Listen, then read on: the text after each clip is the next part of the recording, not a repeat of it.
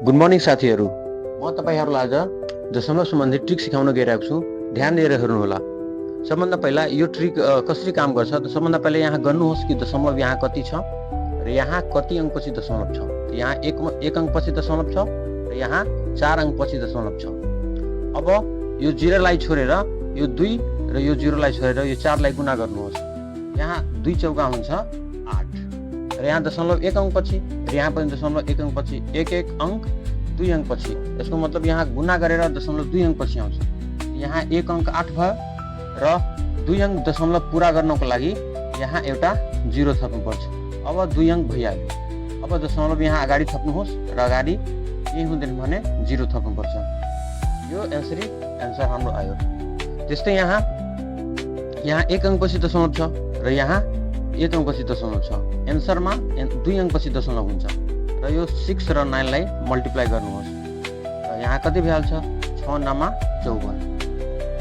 6 9 54 भइहाल्यो। अब 1 अंक र यो 2 अंक। अब यहाँ दशमलव थप्नुहोस् र अगाडि केही छैन भने 0 थप्नुहोस्। यो भयो हाम्रो एन्सर। त्यस्तै यहाँ दशमलव 3 अंक पछि छ र यहाँ दशमलव 4 अंक पछि छ। भन्नुको मतलब अब दशमलव 4 3 7 अंक पछि आउँछ। यहाँ त सबभन्दा पहिला यो 18 र यो 4 लाई गुणा गर्नुहोस्। 18 चौका भयो 72।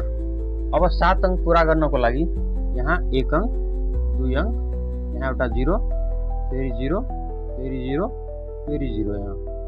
अब यो 4 वटा यो 2 वटा यो अनि यहाँ एउटा फेरि एउटा 0। यो 7 अंक भइहाल्यो। अब यहाँ दशमलव दिनुहोस् र यहाँ अगाडिमा केही छैन भने 0 थप्नुपर्छ। त्यस्तै यो गुणा हाम्रो कम्प्लिट भयो। त्यस्तै अर्को पनि गुणा।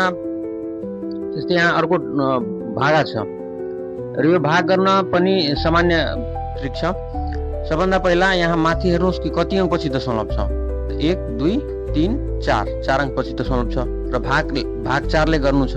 त सबभन्दा पहिला यो 12 छ। यो 12 मा 4 ले भाग गर्नुहोस् र 12 मा 4 ले भाग गर्दा आउँछ 3।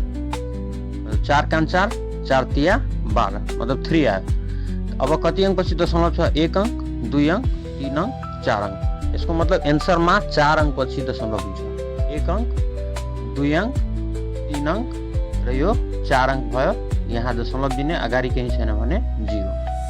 त्यस्तै सबभन्दा पहिला यहाँ हेर्नुहोस् कि कति अंक पछि दशमलव छ। 1 अंक 2 अंक 3 अंक 4 अंक 5 अंक। यो 5 अंक पछि दशमलव छ त्यो तपाई साइडमा याद राख्नुहोस् कि 5 अंक पछि दशमलव पहिले थियो। अब दशमलव बिर्सिसकेपछि यहाँ बाँकी बस्यो 12। अब यो 12 मा 5 ले भाग लगाउँदा पूर्ण रूपले त गर्दैन, किनभने 5 ले भाग लगाउँदा यसमा केही न केही पोइन्ट आउँछ। त त्यो पत्ता लगाउनुहोस् कि पोइन्ट कति अंक पछि आउँछ दशमलव बिर्सिसकेपछि। त हामी यहाँ भाग गरिहाल्छौँ। 5 दुना भयो 10। यहाँ आयो 2। अब भाग लाग्दैन भने यहाँ के थप्ने पोइन्ट र यहाँ थप्नु पर्छ 0। अब 5 चौका भयो 20। 5 चौका भयो 20। यो क्यान्सल भयो। अब 2.4 आयो।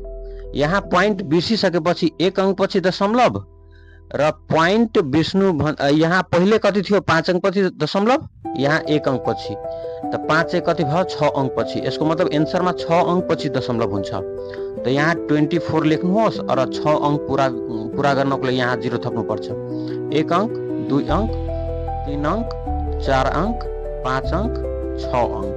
6 अंक पूरा भयो र अब यहाँ दशमलव थप्देऊ अगाडिमा केही छैन भने 0। यसरी हामी बनाउन सक्छौँ। त्यस्तै सेम कहानी 2 मा 4 ले भाग गर्दा पोइन्ट आउँछ र सबभन्दा पहिला गर्नुहोस् कि यसमा कति अंक पछि दशमलव छ। 1 2 3 3 अंक पछि दशमलव छ। त्यो मनमा याद राख्नुहोस् अथवा छेउमा लेखेर याद गर्नुहोस्। र हामी 2 मा 4 ले भाग गरौँ हैन। 2 मा 4 ले भाग गर्दा यहाँ केही पहिले भागै लाग्दैन भने यहाँ 0 पोइन्ट लेख्ने। 0 पोइन्ट लेखिसकेपछि यसको कारणले यहाँ एउटा 0 आउँछ। अब कति भयो 4 5 20 भयो। यो क्यान्सल भयो। यहाँ 1 अंक पछि दशमलव अहिले छ र पहिले 3 अंक पछि दशमलव थियो। त 4 अंक पछि दशमलव आयो। त यहाँ एन्सरमा त 5 आएछ। त 5 लेख्ने अनि 4 अंक पछि दशमलव पूरा गर्ने। 1 अंक 2 अंक 3 अंक 4 अंक। यहाँ दशमलव दिहाले केही छैन अगाडि भने 0 थप्ने। त्यस्तै हामी यस्तो ट्रिकहरू सजिलैसँग बनाउन सक्छौँ।